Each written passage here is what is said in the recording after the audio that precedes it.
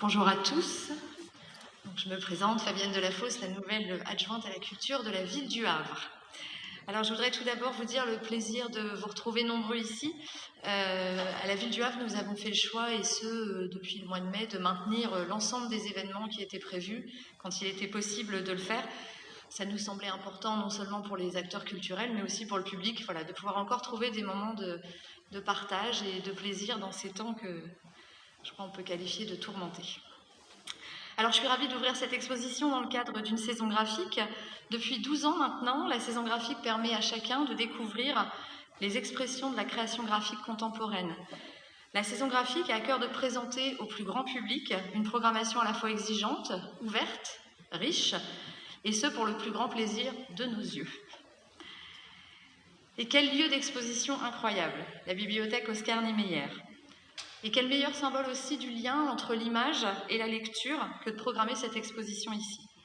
Comme vous le savez, la ville du Havre a depuis maintenant quelques années engagé une grande politique municipale en faveur de la lecture. Non seulement le plaisir de lire, mais pour certains aussi la découverte du livre. Et pour certains, la porte d'entrée de la lecture, c'est avant tout l'image. Les jeunes enfants, par exemple, je crois que je peux en parler assez facilement compte tenu de mon métier, je suis directrice de crèche, ne savent pas encore lire. Enfin, plus exactement, ils ne savent pas lire au sens où nous, on l'entend. Mais par contre, ils peuvent commencer à lire, c'est-à-dire saisir le sens des images. Ils entrent ainsi dans les livres par les images et en saisissent les informations visuelles. C'est donc aux éditeurs, aux auteurs, aux illustrateurs, mais aussi aux graphistes, aux imprimeurs, de s'adapter aux capacités des enfants. Parce que contrairement à ce qu'on croit, il n'y a pas de grands sujets. Tous les sujets peuvent être traités pour les enfants. Ils sont tous à leur portée, à condition que nous, adultes, nous soyons en capacité d'adapter le langage, les images, l'allure, la forme des livres, à ce que les plus jeunes sont capables de comprendre, d'entendre et de lire. Je crois qu'il ne faut jamais sous-estimer les enfants, mais au contraire toujours stimuler leurs capacités, et notamment leur capacité à l'interrogation. Qu'est-ce qui brille? Quelle est cette couleur? Qu'est-ce que cette image représente pour moi? Car même si l'enfant ne sait pas encore lire, il va utiliser toutes ses compétences, mais aussi tous ses sens, pour d'abord regarder, s'émerveiller, s'étonner, mais aussi toucher, parfois chez les plus jeunes déchirer, sentir le livre, écouter le bruit des pages qu'il tourne ou encore l'histoire qu'on lui lit. Il va vivre une expérience. Cette expérience, elle va susciter des émotions. Il pourra être ému, amusé, étonné, effrayé, mais c'est avant tout cette expérience qui va lui permettre de se construire et de grandir. Alors c'est donc forcément pour moi un très grand honneur d'accueillir ici le collectif Trois Œils, Raphaël Injari, Olivier Philippono, Sylvain Lamy ainsi qu'Alice Villiers-Raquet. Je crois que vous avez parfaitement saisi l'importance de ce lien entre le livre et l'image pour permettre aux petits et aux plus grands de vivre cette expérience. Alors je tiens forcément également à remercier l'ensemble du collectif de la saison graphique qui, année après année, nous offre la possibilité de découvrir tous ces talents et surtout de mettre l'art graphique à portée de tous.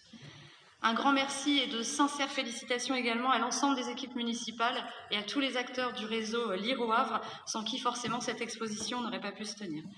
Voilà, je vais maintenant laisser la parole aux artistes parce qu'ils vous parleront bien mieux que moi de leur travail et je vous souhaite une très belle exposition. Merci.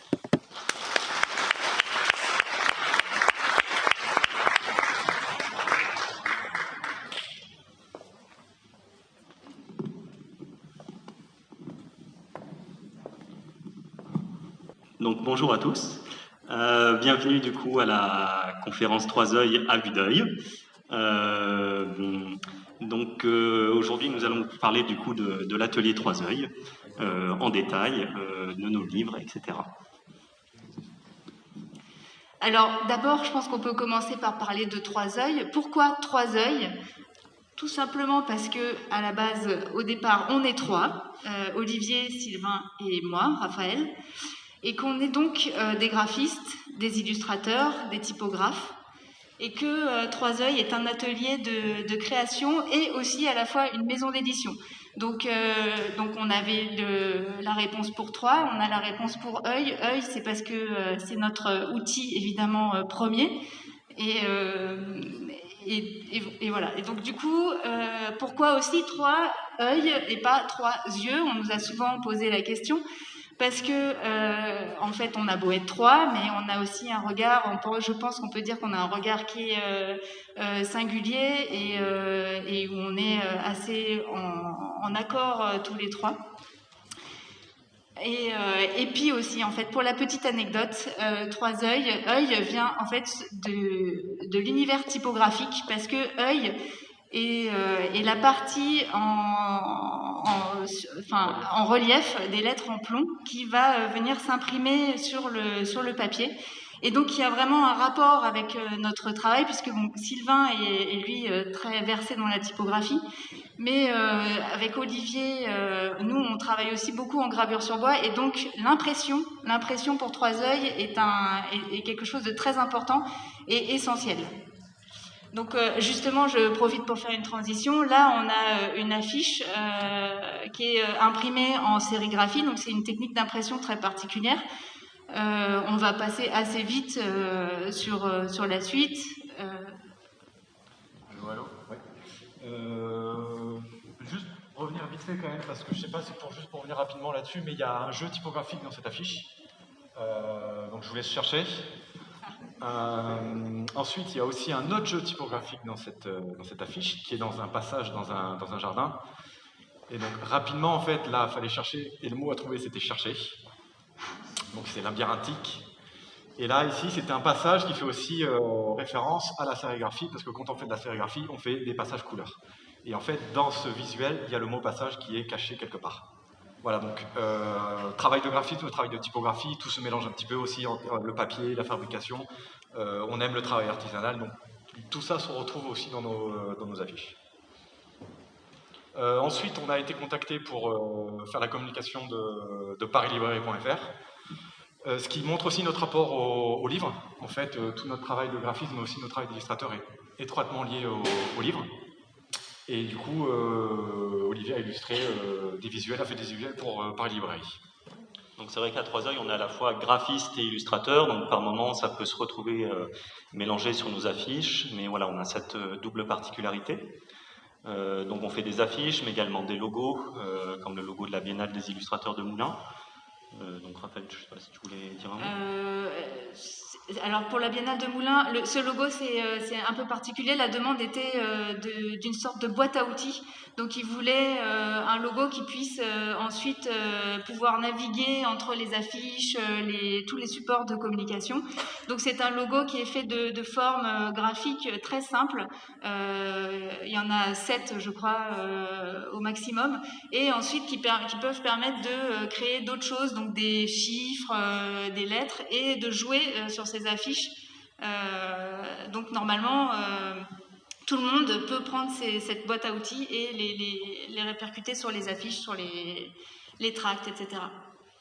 Et donc à 3 œils, voilà, on contacte pour différentes demandes en graphisme. Là, c'est par exemple une identité visuelle pour la librairie La Trappe-Cœur à Paris, où on a fait le logo, tout le choix typo, des codes couleurs, etc. Puis décliné sur différents supports à chaque fois. Mais après aussi, notre cœur de métier, nous, c'est vraiment le livre. Donc en tant que graphiste, on travaille pour différents éditeurs. Là, c'est un livre d'art autour de la céramique. On travaille aussi avec les éditions Amsterdam. Là, c'est une charte graphique qu'a réalisée Sylvain. Je ne sais pas si tu veux dire un mot. Oui, c'est un éditeur de sciences humaines. Moi, avant de rejoindre Olivier Raphaël pour créer le collectif 3 œils, je travaillais déjà dans une maison d'édition, donc d'où le rapport étroit au livre. Et là, j'ai été contacté par une maison d'édition pour créer toute une charte graphique avec du coup des motifs qui se répètent.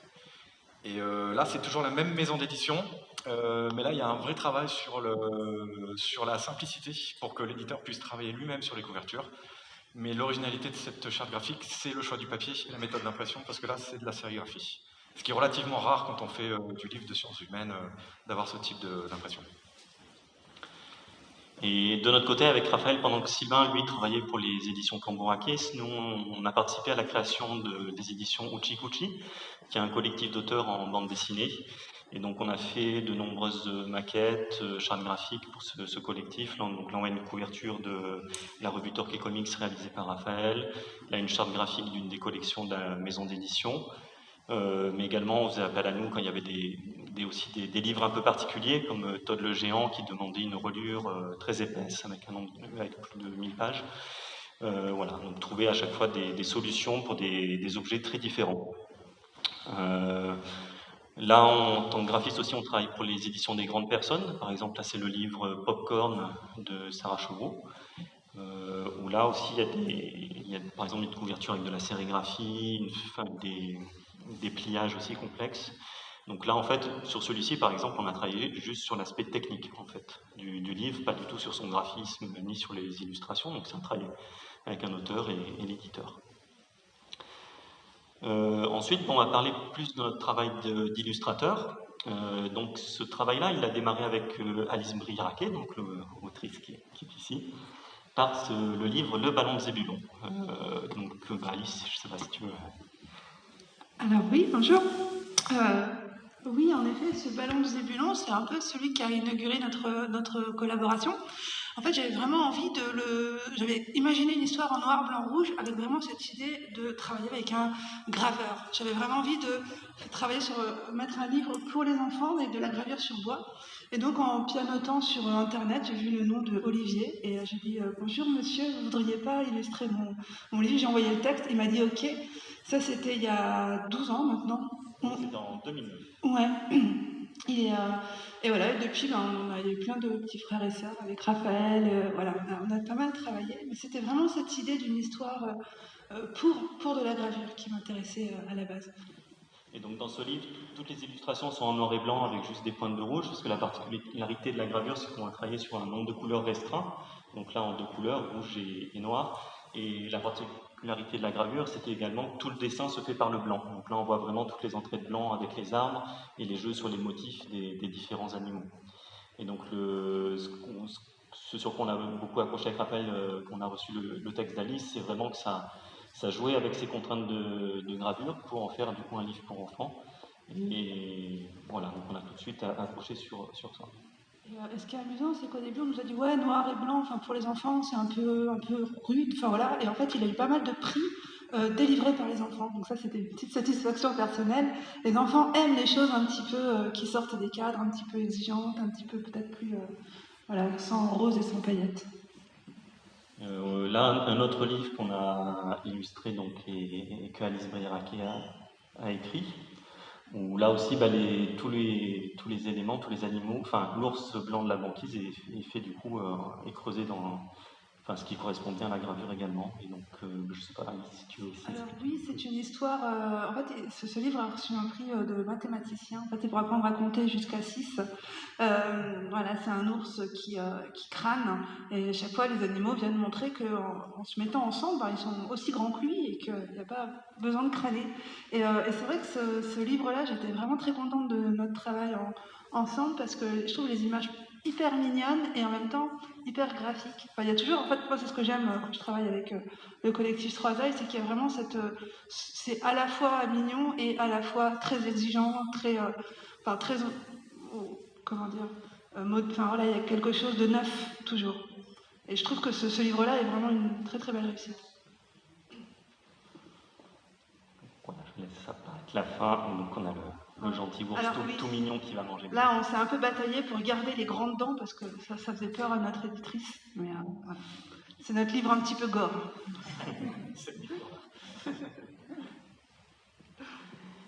Et du coup, on va justement vous expliquer un petit peu notre processus de création avec Raphaël. Ce serait que c'est un peu particulier vu qu'on est un duo d'illustrateurs. Donc là, on peut voir à l'écran notre carnet de croquis, où là, en fait, suite à la réception de la première version du texte d'Alice, on va chacun dans notre coin réfléchir aux différentes illustrations en faisant des petits croquis au feutre très, très rapidement. Là, on avait décidé de partir sur du turquoise et du noir. Donc là, c'est vraiment les premières recherches. On voit tout en bas le croquis de la couverture. On voit les différents animaux qui vont après sont repris dans le livre. Et après, en fait, il y a tout un jeu de ping-pong avec Alice où en fait on lui renvoie le découpage du livre.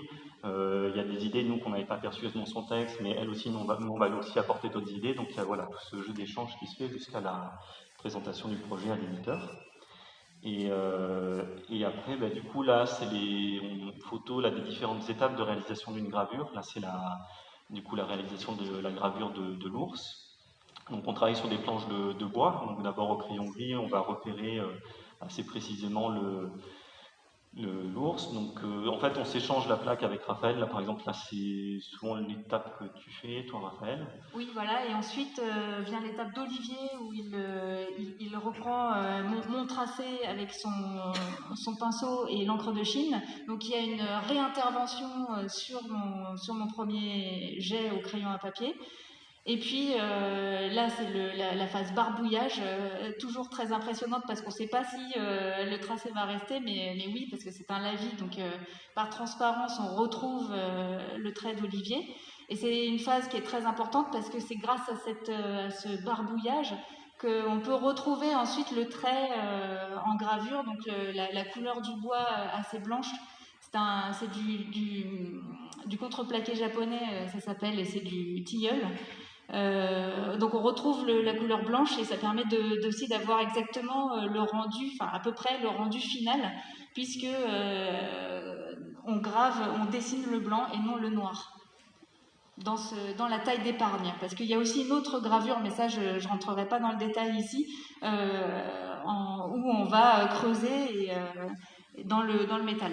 Et ce creux sera le noir, sera le réceptacle de l'encre, alors que là, l'encre restera en surface uniquement.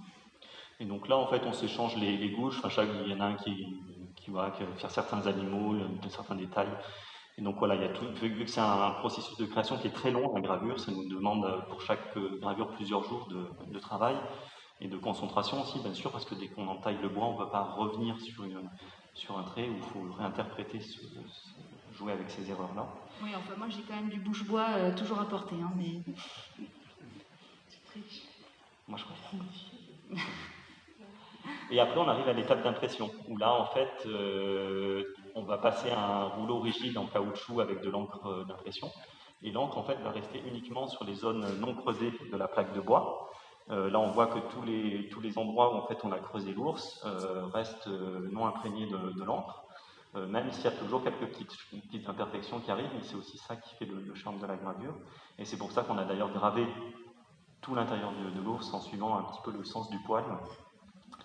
Et ensuite, on voit l'étape d'impression où là, en fait, on va appliquer une feuille sur la planche de bois, la passer dans une presse qui va appuyer donc extrêmement fort cette feuille sur la planche de bois ancrée.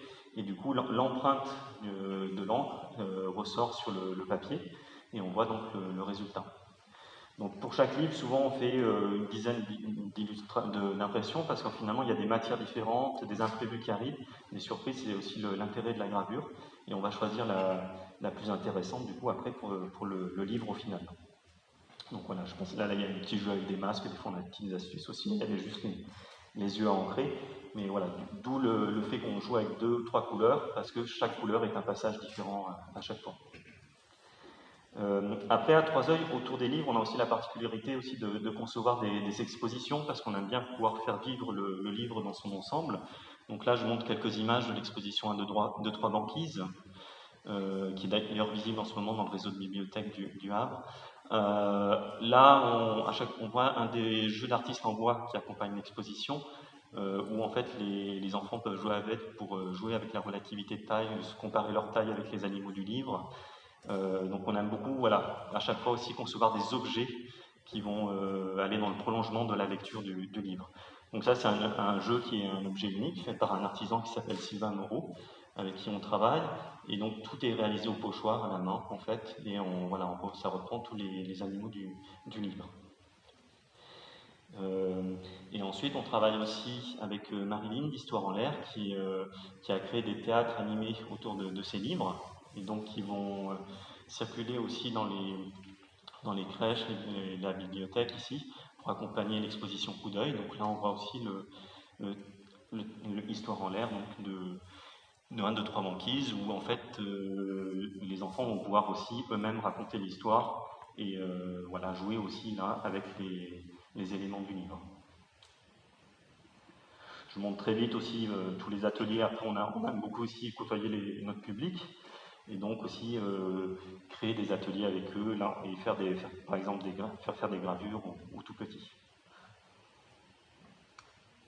Je vais présenter aussi un autre aspect rapidement de notre travail d'illustrateur avant de passer vraiment au livre Trois œils, parce que Détective Rollmops aussi fait partie plus ou moins de l'exposition, vu qu'il va y avoir pas mal d'ateliers autour. Donc Détective Rollmops, c'est un livre un peu bizarre qui est peuplé de personnages comme ça. Détective Rollmops, il a 3 yeux, c'est un détective, donc il peut en enlever un pour faire une loupe. Et en fait, chacune de ces enquêtes, il va falloir que le lecteur l'aide, parce qu'en fait, il est un petit peu flemmard, ce détective. Et donc, on a des labyrinthes de lecture par moment, il va falloir retourner le livre, plier les pages, etc. Il y a plein de jeux de lecture comme ça qui sont inspirés de Loulipo et de Loubapo. Et donc ça, c'est un petit peu voilà, mon travail en bande dessinée avec le scénariste Renaud Faras, et qu'on édite aux éditions Uchi, où là on a exploré plein de jeux de lecture différents. Donc ça c'est la version album géante, mais Détective Rollmops, il a également d'autres aventures. Par exemple Pyramide, c'est une autre enquête où en fait on va créer soi-même l'histoire de Détective Rollmops, c'est une sorte de bande dessinée dont on est le héros. En fait on va démarrer par la case blanche qui est ici, et ensuite on va pouvoir raccorder les différentes cases de l'histoire par ces petits codes de couleurs. Et donc il y a plein de possibilités d'enquête. Donc là, l'enquête de Détective Rollmops, c'est il part explorer une pyramide égyptienne où il doit retrouver la fameuse lettre pi qui en avait marre des cercles, qui est partie s'y cacher. Donc c'est bourré de jeux de mots. Donc là, c'est aussi un livre qui s'adresse à la fois aux enfants mais aussi aux adultes, et qui finalement n'a pas la forme d'un livre, mais explore un petit peu toutes les possibilités qu'on peut avoir en lecture. Et donc aussi pour accompagner l'expo, il y a des cubes de Détective Rollmops qui est BD, qui permettent eux de créer une histoire en 3 cases, aléatoirement. En fait, il y a 1276 possibilités d'histoire, parce que peu importe la face du cube qu'on utilise ou l'ordre des cubes qu'on fait, en fait on va pouvoir toujours avoir une histoire en 3 cases, où ce petit personnage cubique va à chaque fois essayer de tuer le Détective Rollmops, mais ne va jamais y réussir. Donc voilà un petit peu toutes les expérimentations de lecture qu'on aime faire à 3 œils. Hop, je passe vite fait à la suite. Et donc là, on arrive à la première partie de l'exposition qui est dans la bibliothèque Oscar Niemeyer, qui est donc consacrée au livre Il et lui, qui est donc le premier livre qui a été édité par le collectif Trois œils. Et donc c'est un texte d'Alice Brière-Raquet également, du coup je te laisse la parole. Alors oui, ce livre, c'était un livre de naissance qu'on avait, c'était une sorte un peu de commande, ou en tout cas un petit challenge qu'on s'était donné pour participer à c'était quel département, j'ai oublié? C'était la bibliothèque départementale des Alpes-de-Haute-Provence qui nous l'avait demandé. Et du coup, c'était un peu l'idée, voilà, on va avoir une commande et on va avoir la possibilité de créer notre livre. Et moi, j'avais donc écrit cette histoire qui me trottait dans la tête depuis longtemps. Et lui, il est rouge, elle est jaune, et ils font un bébé, et tout le monde s'attend à ce qu'il soit orange, et non, il est bleu. Et voilà, donc c'est toujours sur ces jeux de couleurs. Moi, je trouve que c'était très stimulant, en fait, les rapports de couleurs, la façon dont les couleurs se répondent, ce qu'elles véhiculent. Donc voilà, c'est ce petit bébé bleu qui vient un peu tout bouleverser, et mettre la pagaille dans la vie de ce monsieur et madame rouge et jaune, et qui en même temps, à partir des 3 couleurs, on va pouvoir créer toutes les couleurs. Donc il y a quelque chose de... Voilà, c'est cet élément perturbateur qui va enrichir. Voilà, je trouve le jeu des couleurs est toujours très symbolique, et voilà, c'était un peu cette idée-là que j'avais soumis, et ils ont tout de suite pris la balle au bout. Et voilà, et du coup là c'est un livre qui a été conçu vraiment dans son ensemble. Sylvain on a fait on a fait le graphisme, Sylvain par exemple a créé la typographie aussi, la cyclope qui est utilisée dans le livre. On a fait les choix de papier, de format, de techniques d'impression, etc. Donc c'est vraiment un livre qu'on a pensé dans son ensemble avec Raphaël et Sylvain pour le graphisme et les illustrations. Et là aussi, il est accompagné de l'exposition, comme vous pouvez voir dans la bibliothèque, où on voit les plaques de bois qui ont servi du coup à créer le livre.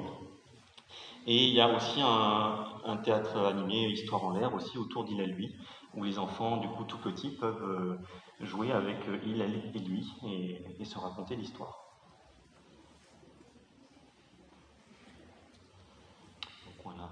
peu. Et on va passer du coup à Tangram, qui est le deuxième livre jeunesse qu'on a édité du coup à Troiseuil. Et du coup, Alice a écrit le texte et Sylvain l'a illustré celui-ci. Juste avant, dire un tout petit peu d'où ça vient, parce que des fois c'est aussi marrant de raconter un petit peu les anecdotes et de voir que des livres des fois sortent de choses un peu rigolotes. Très court, je me battais dans un Emmaüs et je suis tombé sur ce jeu en fait, qui s'appelle le Tangos. Et en fait, c'est un jeu qui se joue à deux, où on doit essayer de reproduire une image le plus rapidement possible, à l'aide du tangram, du coup. Et en fait, en feuilletant toutes les cartes là, qui étaient disponibles dans ce jeu-là, c'est presque automatiquement une histoire qui s'est racontée. Et du coup, j'en ai parlé à Olivier Raphaël, qui évidemment connaissait très bien Alice Brigaraquet, qui lui ont suggéré de vous proposer de travailler sur cette idée-là. Et du coup, je te laisse la parole. Alors oui, du coup, tu peux mettre la page avec mes petits carnets. C'est des petits carnets que j'ai sur moi. Désolée s'il y a des fautes d'orthographe, c'est très possible. Et j'avais envie de reprendre le concept du tangram en jeu, mais en mots, c'est-à-dire essayer de jouer soit avec les syllabes, donc voir comment on pouvait associer ces syllabes pour construire une histoire. Vous voyez, j'avais aussi peut-être pensé chercher tous les mots qu'on pouvait faire avec les lettres qui sont dans le tangram. Donc voilà, je suis partie sur ce mot, ce jeu, ce concept, et voir essayer d'en construire une histoire. Donc c'est des petits défis que moi j'adore. Et voilà, mais c'est un peu, on se torture la cervelle. Et donc quand je l'ai proposé à Sylvain et qu'il a dit OK, j'étais hyper heureuse. Moi, quand j'ai reçu le texte d'Alice, j'étais super content parce qu'elle a su d'une contrainte assez complexe trouver quelque chose de malin avec des sonorités et des jeux de mots qui ne sont pas pour me déplaire, quelque chose vraiment d'espiègle qui m'a vraiment beaucoup plu, quoi. Après, il y a la question de la technique tout de suite qui se pose. Du coup, grâce à Olivier et Raphaël, grand artiste émérite, ils m'ont suggéré de faire du tampon, technique que je connaissais absolument pas. Et du coup, je me suis essayé au tampon. Et ce qui est vachement intéressant du coup avec le tampon, là c'était de la gomme, c'est qu'en fait je manipulais le sujet du livre. C'est-à-dire que toutes les formes du tangram, je les avais dans les mains et je tamponnais avec. Et je me suis quand même vraiment relativement amusé comme un petit fou à manipuler ça dans tous les sens. Et donc évidemment, comme mes camarades Olivier et Raphaël, l'univers du livre s'étend à travers une exposition avec les originaux. Et puis aussi des jeux qui sont proposés suivant les univers du livre. Donc là, c'est un tangram entre guillemets géant en mousse que vous pouvez retrouver dans la salle des contes, à la bibliothèque Oscar Niemeyer. Il y en a deux, donc n'hésitez pas à vous amuser avec, faire du volume, faire ce que vous voulez, quoi. Vous vous jetez dessus, c'est fait pour. Et puis un jeu d'artiste aussi, un exemplaire unique, comme Olivier en parlait tout à l'heure, donc fait aussi par Sylvain Moreau. Donc là, c'est une autre manière aussi de prendre l'univers et puis de l'orienter vers autre chose, d'une autre manière ludique aussi. Et donc voilà, puis aussi les ateliers, parce que ça permet un petit peu d'aller à la rencontre des lecteurs et puis de s'amuser un tout petit peu avec eux. Moi, par exemple, mon atelier s'appelle On s'en tamponne, donc j'essaye de prendre ça avec beaucoup de légèreté et puis qu'on s'amuse tous ensemble durant les ateliers, quoi. Et donc là, ces ateliers seront faits aussi durant les 2 mois pendant la saison graphique. Et voilà les tampons qui sont utilisés pendant les ateliers. Et du coup, on arrive au livre Amimo, qui est l'exposition qui est présentée ici dans l'atrium où nous sommes. Donc Amimo, c'est un livre un peu particulier parce que du coup, il a été créé avec une autre Alice, pas Alice Brigaraquet, mais la compagnie Alice, qui est donc une compagnie de théâtre. Du coup, on va vous présenter le livre, enfin, déjà les états. En fait, ça part de cette police de caractère qui s'appelle la police coupable. Qui a été en effet créée par Pierre Fourny et qui a la particularité d'avoir un maximum de... Enfin, le dessin de la typographie est extrêmement simple, mais aussi par là très compliqué, puisqu'elle peut se raccorder par le haut et par le bas, avec d'autres lettres en dessous ou au-dessus. Donc cette police coupable permet à Alice, la compagnie de théâtre, de faire la poésie à demi-mot. Donc c'est des rapprochements de mots entre eux qui sont parfois complètement surréalistes et qui créent des décalages et des choses soit terribles, soit très drôles. Donc voilà, là on a le Pierre Fourny justement en pleine représentation avec ses jeux typographiques. Et voici nos pages de croquis. Donc au départ, comme d'habitude sur nos autres livres, on travaille toujours tout petit. Parce qu'Olivier, on a l'impression que quand c'est petit, on arrive à plus avoir l'essence du dessin et de la simplicité évidente en fait du concept. Donc là, on a plusieurs transformations qui n'ont pas forcément été gardées pour le livre, dont voici ici une première mouture.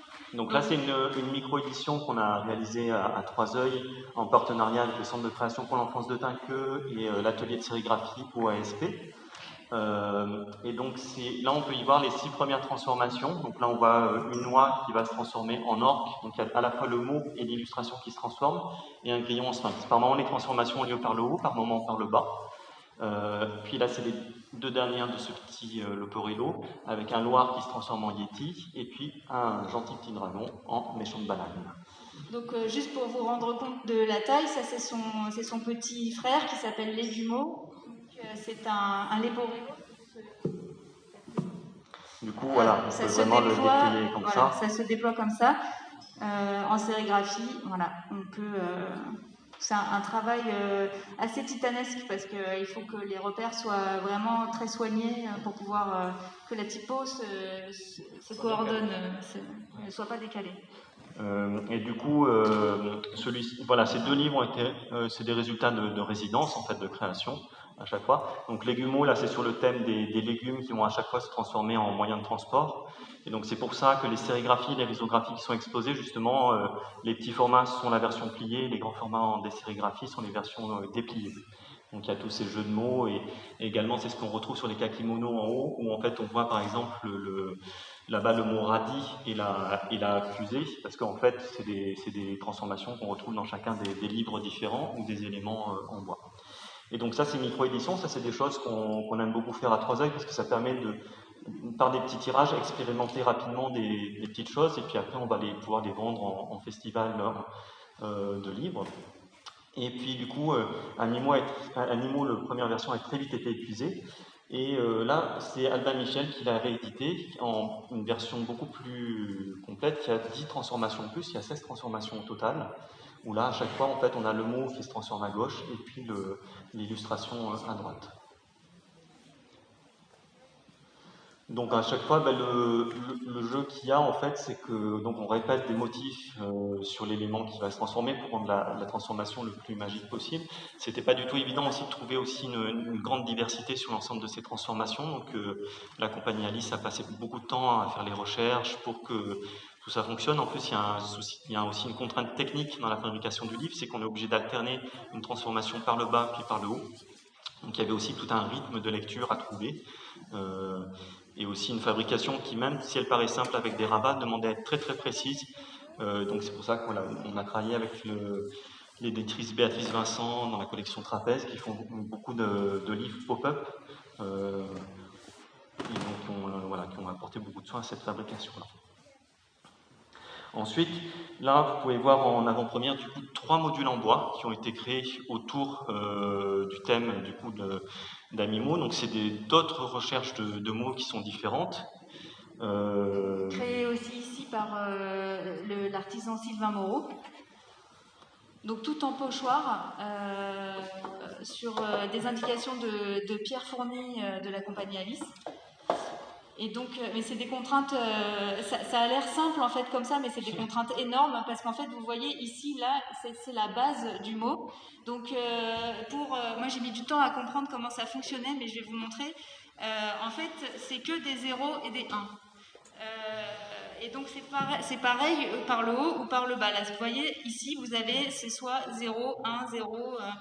Et cette matrice, en fait, permet ensuite, quand on met le O ici, voilà, tout d'un coup, le 0 ici devient un S, ici un U, un C, etc. Et ça fonctionne aussi par le bas, ce qui est assez incroyable. Et là, la complexité donc de ce jeu ici, c'est qu'avec une seule matrice par le bas, on arrive à faire donc donc c'est des Toblerones, donc c'est 3 mots, et il y en a ici 3 en tout, donc voilà, ça fait un nombre c'est très très compliqué de trouver des mots dans un thème en plus à peu près donné qui soit cohérent et qui fonctionne sur l'ensemble.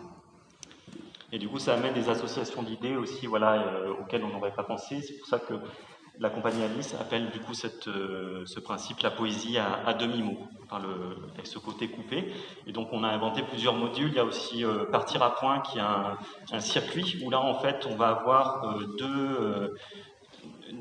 deux bolides qui vont pouvoir circuler. Donc le nom, évidemment, ça vous rappelle sûrement une fable.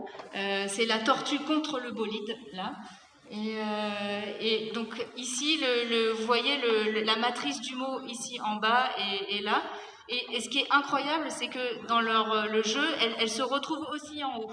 Donc c'est pour que fonctionne l'ensemble, en sachant que, si je me souviens bien, cette matrice et cette matrice sont identiques. Donc voilà, et donc c'est un jeu de course. Donc on a deux participants, donc la tortue se transforme en bonus, bolide, etc. Le bolide, lui, se transforme en bombe, pause, police, et en fait le jeu se termine par la résolution, donc la tortue gagne la coupe et le bolide est en plein échec.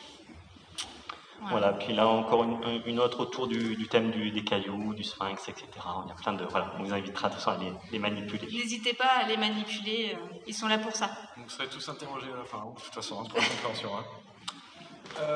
Projet suivant, livre suivant, c'est le Grand Départ qui est aussi présent en exposition, juste derrière, là, au sein de la bibliothèque Oscar Niemeyer. Et du coup, le Grand Départ, là, ça a été un travail autour de la typographie, un travail autour du mot image et autour du mot vroom, en fait, autour du bruit. Et en fait, le point de départ de ce livre, c'est une demande qui a été faite d'un ami qui est sérigraphe et graphiste, qui s'appelle Benjamin Garfeillan, et qui m'a donné une thématique pour réaliser une affiche en sérigraphie qui était l'onomatopée. Et en fait, j'ai trouvé ce jeu de mots qui s'appelle Onomatipo, et j'ai créé ce que j'appelle moi une bande dessinée. C'est-à-dire que j'ai créé le mot Onomatipo avec des caractères, mais aussi un gaufrier classique de bande dessinée. Donc là, sur la gauche, vous pouvez lire Onomatipo, et sur la droite, en fait, toutes ces cases de bande dessinée, je les ai en fait remplies d'onomatopées. Donc des bruits classiques qu'on peut retrouver en bande dessinée. Donc tic-tac, tic-tac, dring, pam, cri. Et cette affiche-là, toujours dans une continuité de travail autour de la typographie, des affiches en sérigraphie, ça donne ça à la fin. Donc qui est, bon, moi c'est ce que j'appelle une bande dessinée, mais je peux largement comprendre qu'on n'y voit pas une bande dessinée, hein, effectivement. Mais quand on la lit, il y a des sortes d'histoires un peu aléatoires qui peuvent sortir. Et donc de là, en fait, le Grand Départ, toujours, j'ai voulu continuer, en fait, après Onomatipo, à travailler sur le bruit et sur les mots images. Et je me suis un petit peu rappelé de mes lectures de jeunesse, et notamment de ces signatures de Franquin, qui, presque même au-delà du talent de Franquin et de ses bandes dessinées, me fascinaient plus que le reste, parce que j'allais toujours voir à la fin de la planche, pour aller voir ce qu'il pouvait faire avec son nom à chaque fois de différent. Et puis, pareil, en bande dessinée, il y a un énorme travail autour des onomatopées, avec des différences et des fous qui alimentent vraiment l'écriture et la lecture d'une bande dessinée. En fait, c'est vraiment une image, c'est un dessin, en fait, un onomatopée. Ça participe à la lisibilité. Et parmi les inspirations qui m'ont entraîné aussi à travailler sur le Grand Départ, il y a Jean Alessandrini, qui est un typographe et illustrateur, et qui a travaillé aussi autour des mots images, notamment avec ce genre de choses. Donc ça a été une grande influence pour moi. Donc là, on voit camion et voiture. Et à la base, en fait, je voulais faire c'est toujours encore d'ailleurs, je voulais, le premier projet, c'était un abécédaire de bruit. Donc j'avais réuni un tout petit peu les bruits qu'on pouvait trouver en bande dessinée, j'avais même regardé tous les dictionnaires d'onomatopée, j'ai fait ma petite liste, et je voulais travailler sur ce projet-là. Mais je me suis arrêté sur Vroom, parce que, en fait, d'une manière assez monomaniaque, j'ai commencé à dessiner des Vroom partout, tout le temps, des journées entières. Là, vous voyez que je crois qu'un seul tiers de ce que j'ai pu faire, et du coup, j'ai dessiné des voitures, des mots, images, c'est Vroom, Vroom dans tous les sens. Et je l'ai, encore dans une continuité, testé aussi en sérigraphie pour voir un peu comment ça réagissait, comment ça donnait une fois imprimé, en riso aussi, en parallèle. Et après est venu aussi, du coup, en parallèle, il y avait le travail sur le livre, et le projet de base, c'était de faire un long Leporello qui pouvait ressembler à une sorte de circuit automobile, qui pouvait s'étendre sur 12 mètres, quelque chose comme ça. Mais bon, voilà, j'ai envoyé ce projet-là à des éditeurs, mais ils m'ont dit ça va être compliqué. Du coup, on est repassé sur une forme classique du livre, que vous pouvez trouver ici. Donc voilà, on est repassé sur une narration plus classique, entre guillemets, et sur un livre plus classique. Et donc dans la continuité, pareil, création d'exposition. Vous pouvez retrouver là d'ailleurs au sein de la bibliothèque, il y aura des auto-tamponneuses. Donc c'est Vroom qui a été décliné en tampon, donc vous pouvez choisir vos lettres et construire votre propre Vroom et votre propre voiture. Voilà, vous avez des exemples. Et ensuite, le dernier, c'est la casse. Donc là, vous voyez quand même un petit peu mon affection pour les jeux de mots. Donc là, c'est la même chose, travailler avec Sylvain Moreau, l'artisan qui fait des jeux d'artistes. Donc le principe, c'est de réunir comme une casse d'imprimerie, où il y avait tous les caractères de plomb à l'origine. Sauf que là, moi, j'ai réuni tous les caractères que j'en ai saisi un peu l'essence de ce que j'ai créé dans le livre. Et ils sont passés en volume, du coup en bois. Et comme à l'époque, on peut composer en fait sa ligne typographique, mais avec les caractères au Vroom, du coup. Donc avec un système d'aimant. Je ne sais pas si le mode d'emploi est clair, enfin la mise en route, encore un jeu de mots. Donc voilà, on vient disposer ces caractères sur une structure, on ajoute des roues, et en voiture Simone. Voilà ce que ça donne dans le projet presque définitif. Et une fois assemblé, ça donne ceci. Donc voilà, toute une extension de l'univers du Grand Départ. Donc voilà du coup pour les différents éléments de l'exposition, les différentes pièces, etc. Et là on va vous parler de Philonimo, en fait des prochains livres qui sont sortis mais qui vont sortir également. Donc ça c'est une collection qui a été créée à l'initiative d'Alice. Alors oui, alors ça c'est un gros projet auquel je suis très très attachée. Ça fait très longtemps qu'on en parle et ça y est, ils sont sortis. La Covid a retardé un petit peu, mais on a réussi. Donc voilà, depuis septembre, ils sont disponibles.